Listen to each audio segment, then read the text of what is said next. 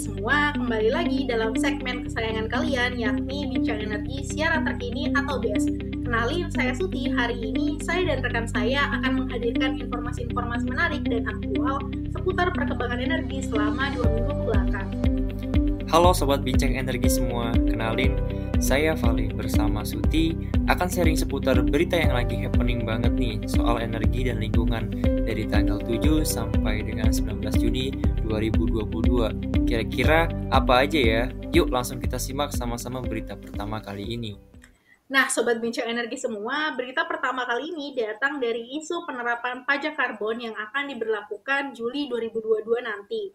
Hal ini dikonfirmasi langsung oleh Ketua Umum Masyarakat Energi Terbarukan Indonesia atau METI, Surya Dharma, yang mengatakan penerapan pajak karbon dapat mendorong keadilan untuk meningkatkan penerapan energi terbarukan yang lebih ramah lingkungan. Lebih lanjut lagi, dikutip dari antaranews.com, dalam diskusi yang digelar Yayasan Perspektif Baru, Walhi Sumatera Utara dan Universitas Sumatera Utara, Surya mengatakan bahwa subsidi telah diberikan kepada energi tidak terbarukan seperti bahan bakar fosil yang mengakibatkan ketimpangan. Surya juga kembali menegaskan melalui penerapan pajak karbon ini akan tercapai keadilan antara energi yang tidak terbarukan yang beberapa di antaranya mendapatkan subsidi dengan energi terbarukan. Dalam kesempatan yang sama, analis kebijakan ahli media di Kementerian Keuangan Hadi Setiawan juga menegaskan bahwa sebenarnya tujuan dari penerapan pajak karbon bukanlah untuk penerimaan, akan tetapi untuk mendorong perubahan perilaku demi mencapai target penurunan emisi gas rumah kaca. Nah, gimana nih Sobat BEN semua pendapat kalian? Apa dengan diterapkannya pajak karbon ini akan berhasil mengubah perilaku para pelaku ekonomi untuk beralih ke aktivitas ekonomi yang lebih hijau dan rendah karbon? Kita tunggu ya di bulan Juli nanti. Nah, berita kedua kali ini datang dari bisnistempo.co, di mana terdapat inovasi terbaru dari PLN yang menggunakan biomasa cangkang sawit untuk pengganti batu bara di PLTU Tembilahan. PT Pembangkit Jawa Bali, PJB, melakukan uji coba penggunaan 100% biomasa cangkang kelapa sawit sebagai pengguna batu bara atau disebut co-firing. Anak usaha PT Perusahaan Listrik Negara atau PLN itu melaksanakan uji coba di pembangkit listrik tenaga uap PLTU Tembilahan Kabupaten Indragiri Hilir Provinsi Riau dengan kapasitas 2 kali 7 MW. Direktur Utama PLN Darmawan Prasojo berujar, penggunaan biomasa ini mendukung energi bersih. PLN mengoptimalkan co-firing dengan kapasitas mencapai 1,8 gigawatt. PLN membidik target penggunaan biomasa di 52 lokasi hingga 2025. Adapun co-firing biomasa kini diterapkan di 31 lokasi dengan total pemanfaatan 175.000 ton. Nah, perlu Sobat Ben ketahui, kalau menilik dari aspek lingkungan, cangkang kelapa sawit disebut memiliki kadar sulfur yang lebih rendah dari batu bara, sehingga emisi yang dihasilkan menunjukkan penurunan. Adapun cangkang yang digunakan berasal dari limbah perkebunan, rendah abu, dan termasuk sebagai karbon netral, sehingga akan berimbas kepada lingkungan yang lebih baik. Gimana? Sangat menarik bukan inovasi-inovasi pada sektor energi terbarukan saat ini? Nah, Sobat Bincang Energi semua, berita kali ini masih hangat nih dari antaranews.com di mana Presiden Joko Widodo mengajak Federasi Jerman untuk berpartisipasi mencegah atau mengolah potensi energi terbarukan di Indonesia.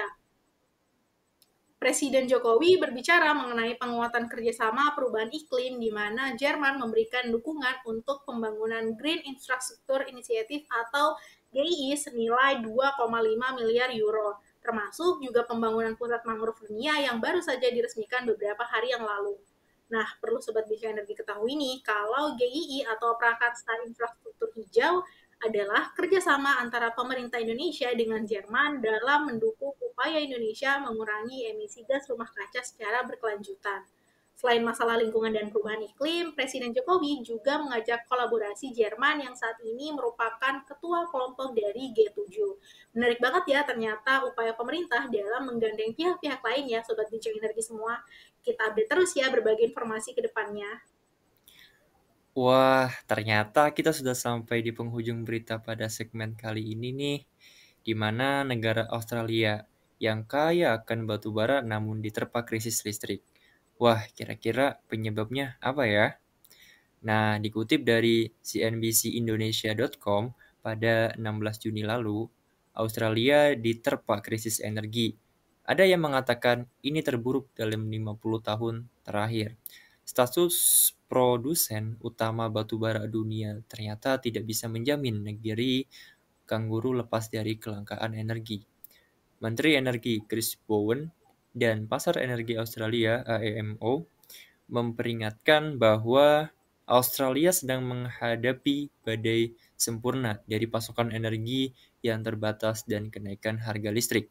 Usut punya usut, ternyata krisis energi yang dihadapi Australia disebabkan karena beberapa hal di antaranya, seperti yang pertama yaitu harga grosir listrik naik 5 kali lipat lebih tinggi dari tahun 2021.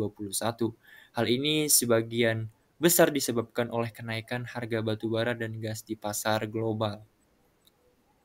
Nah, yang kedua, kekurangan gas di pantai timur Australia karena lonjakan permintaan yang disebabkan oleh permintaan untuk pemanas saat musim dingin. Hal ini kembali diperparah oleh gelombang kutub di pantai timur karena telah mempercepat kebutuhan listrik untuk memanaskan rumah. Hal ini juga membuat generator tenaga gas jadi tumpuan. Yang menjadi masalah adalah pengoperasian generator gas jauh lebih mahal dari batu bara. Ditambah, pasokan gas Australia lebih banyak diekspor dibanding untuk dikonsumsi secara domestik. Nah, tapi pemerintah Australia tidak diam saja. Melalui Menteri Energi Chris Bowen mengharapkan adanya kerjasama dengan otoritas negara bagian dan teritori untuk memastikan ada cukup listrik melalui pembangkit listrik tenaga batubara dan gas. Tujuannya untuk menekan harga yang tinggi dan pemadaman listrik. Rencananya juga nanti akan ada gelontoran dana investasi yang lebih besar untuk menjaga pembangkit listrik tenaga batubara energi ke EBT. Nah, berakhir juga nih teman-teman semua segmen BES ke-30 hari ini. Gimana? Seru-seru kan berita seputar energinya? Dan yang pasti menambah insight baru nih buat Sobat Bincang Energi semua. Bener banget nih. Tentunya di sini kita juga ingin mengajak Sobat Bincang Energi untuk tidak ketinggalan acara-acara dari Bincang Energi yang pastinya seru dan informatif banget. Dari BES, BEM, Ruben, Forbed, podcast, dan masih banyak lagi. Nah, program-program keren dari Bincang Energi tadi dapat Sobat Ben akses juga di websitenya yaitu bincangenergi.id, dan kalian juga bisa nih langsung follow akun Instagramnya di @bincangenergi. Jadi jangan sampai kelewatan ya Sobat Bincang Energi. Oke, saya Suti dari Bincang Energi. Dan saya Vali dari Bincang Energi. Salam energi berkelanjutan. Sampai jumpa di BES 2 minggu ke depan.